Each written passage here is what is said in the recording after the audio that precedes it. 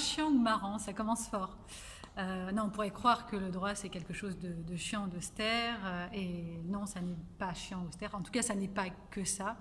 Le droit peut aussi être très drôle. Il ne faut pas oublier une chose, c'est que le droit est issu de problématiques de la vie quotidienne des gens.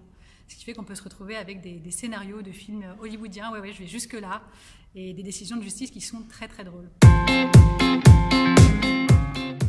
À l'île de la Tentation, sans hésiter. Alors non, ça n'est pas qu'une question de génération.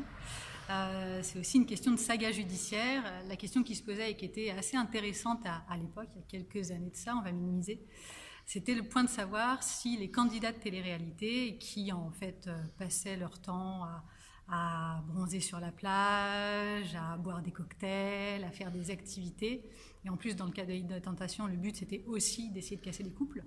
La question c'était de savoir si ces personnes-là pouvaient être soumises à une relation salariale et donc à un contrat de travail. Alors je ne vais pas en dire plus parce que je ne vais pas spoiler le livre, mais la question c'était celle-ci, donc sans hésiter, l'île de la Tentation. Tout simplement, on touche au contrat de footballeur professionnel, on touche au droit du sport, et des journalistes se sont amusés à retrouver un certain nombre de clauses qui auraient été insérées dans ces contrats, dont notamment une dans le contrat de Suarez qui avait tendance à laisser traîner sa mâchoire sur ses adversaires, et une concernant Ronaldinho qui était considéré comme étant un fêtard invétéré et à un petit peu trop sortir en boîte pour que ce soit compatible en tout cas avec son activité de footballeur professionnel.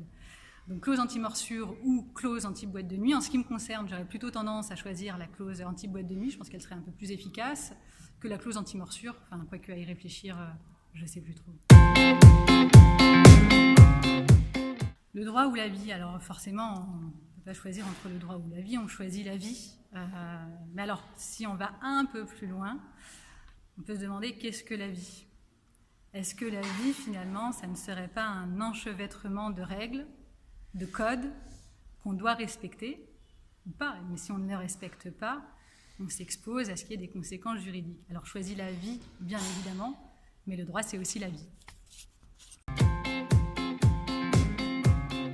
Alors le droit chiant ou marrant?